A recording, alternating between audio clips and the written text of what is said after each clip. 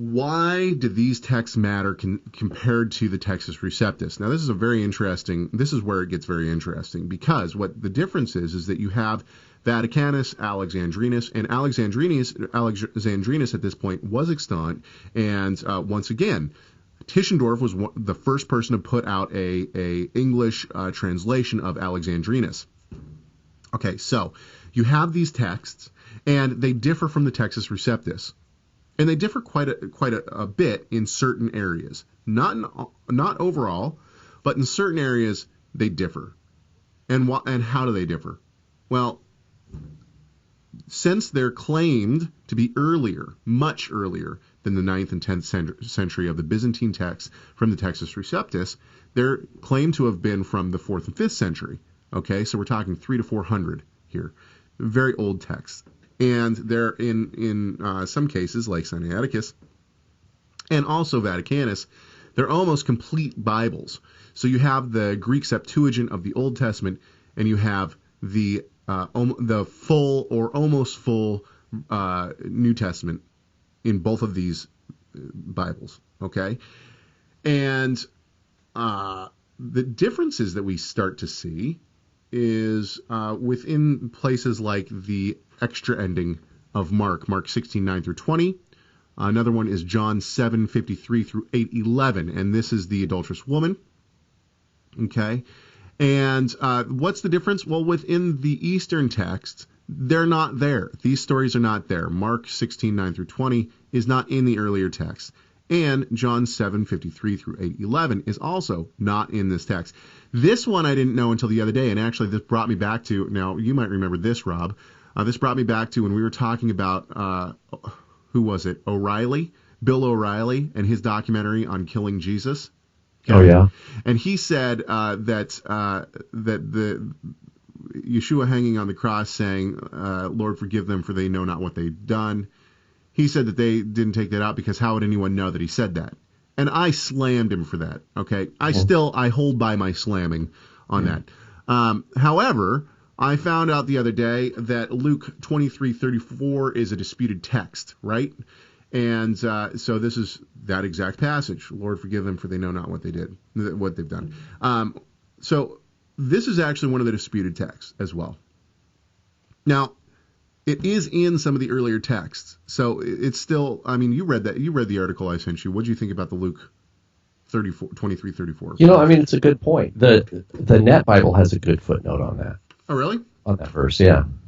What do they say? Let me see if I can find it. While you're finding that, I'll read this about. Well, actually, we'll play a clip.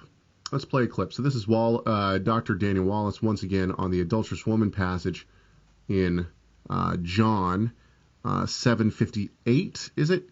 I'm sorry, 7:53 through 8:11. The story of the woman caught in adultery. I am sorry, man. I should have moved all of my... Why is it doing that, man? I apologize. I should have moved all of my clips. The story of the woman caught in adultery is my favorite passage that's not in the Bible.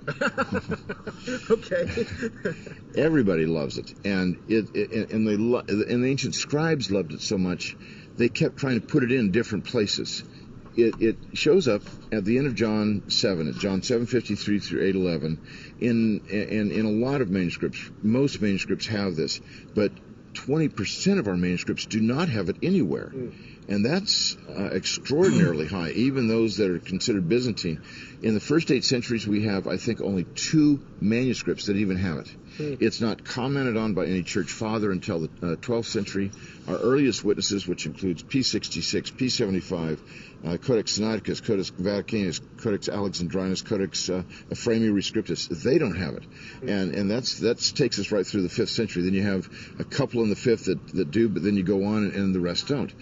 Okay, so basically what he's saying is that this is, now we know from the Greek and the wording in the Greek that that this part in John is certainly not the same author as who authored the book of John. So John did not author this portion. Okay, Metzger, who is a very famous scholar, he says codices A and C are not defective in this part of John. So that's Alexandrinus.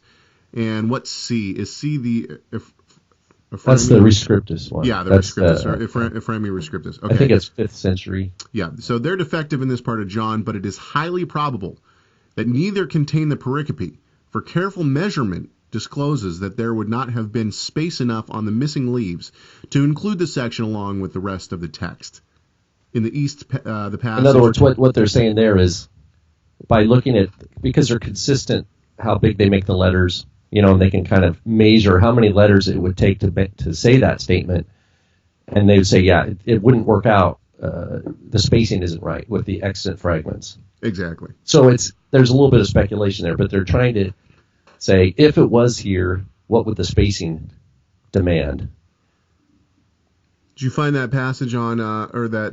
Oh yeah, here we go. So just back to the, Caleb, your comment about Luke 23:34. Mm-hmm.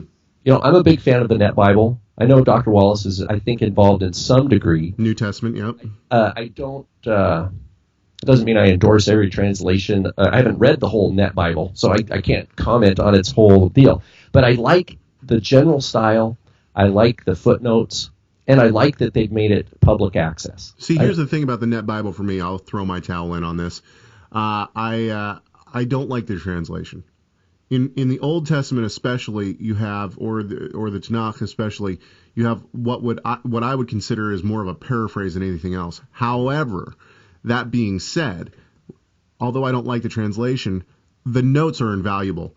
I always read now with either an ESV or an NASB and the Net Bible notes next to it. So I have both Bibles because the notes along with the NASB are just, perfect. That's the big win, I think. Yeah, we'll agree on that, the Net Bible notes. But there's a note there. Now, we're not talking about all of 23:34, but the first half of it. It's just that phrase, Yeshua said, Father, forgive them, they do not know what they are doing. And this is what the Net Bible noted. It says, many important manuscripts, P75, A1, and that's Sinaiticus. So Sinaiticus, Vaticanus, and several others lack this part of the verse. And it goes on to say, it does fit a major Lucan theme of forgiving enemies.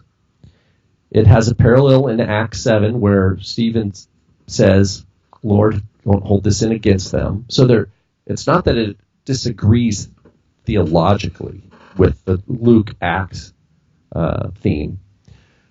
But it says the lack of parallels in the other Gospels argues also for inclusion here. In other words, Luke does tell the gospel in a unique way, and so it could be legitimate that Luke adds this. But they say, on the other hand, the fact of the parallel in Acts 7:60, that's Stephen before the Sanhedrin, may well have prompted early scribes to insert the saying into Luke's gospel alone. Further, there is great difficulty of explaining why early and diverse witnesses lack the saying. A decision is difficult. But even those who regard the verse as inauthentic literarily often consider it to be authentic historically. For this reason, it is placed in the Net Bible in brackets. So, anyway, we have to be honest and just say, you know what, it's just a difficulty we're confronted with. Okay, so but what we're really talking about here is textual criticism, and basically what I'm saying is, okay. And Dr. White says this in his debate with Pinto, but the point is that, look, I want to know what the guys actually wrote. The question is what is inspired text? If you have John saying something, okay, you have him writing something, and it goes out, and by the 4th century, you have what has been canonized as scripture. Okay, by the 4th in multiple languages too. That's and the church quote the big quotation marks here. The church has basically accepted canonization of the scripture of the apostolic scriptures by this point. There was still a little bit of what needs to be in our Bible, as we'll see in a little bit. But for the most part, the canon was already set and accepted. By the 5th century, I would say for sure. So the question is then, okay, the church and the people in the pews and the forces that be allowed certain things to be scripture. The adding of things later, then, are they considered scripture? I would suggest that they're not.